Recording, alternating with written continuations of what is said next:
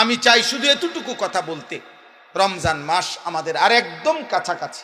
ফেব্রুয়ারি মাসের 17 তারিখ সম্ভাব্য চাঁদ উঠবে, 18 তারিখ রোজা শুরু হবে ইনশাআল্লাহ। তো আর 1 মাস নাই, আর তো কি নাই, 1 মাস বাকি নাই, একদম অল্প গুনাহ কয়েকটা দিন।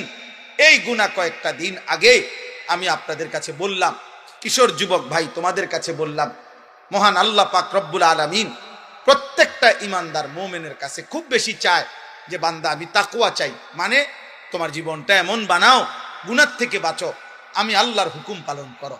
এই কথাটা আল্লাহ বারবার বলছে কোরআনে, ইয়া আইয়ুহাল্লাযীনা আমানুত্তাকুল্লাহ ইত্তাকুল্লাহ ইত্তাকুল্লাহ ইত্তাকুল্লাহ ইত্তাকুল্লাহ।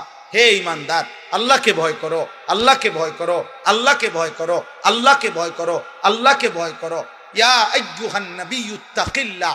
আল্লাহকে আল্লাহ বলে বান্দা শোনো, আল্লাহকে ভয় করা এটা এতটাই গুরুত্বপূর্ণ যে আমি নবীকে আলাদা বলছি, হে নবী আপনি আল্লাহকে ভয় করেন।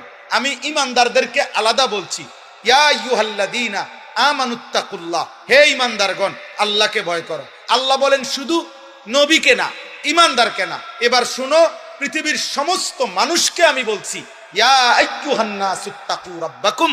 হে মানব মণ্ডলী আল্লাহকে ভয় করো, আল্লাহকে ভয় করো। আল্লাহর ভয় যার মধ্যে নাই ও মানুষ না, আল্লাহর ভয় যার মধ্যে নাই ও ইনসান না, আল্লাহর ভয় যার কথা কলিজার মধ্যে নাই ও মানুষ না।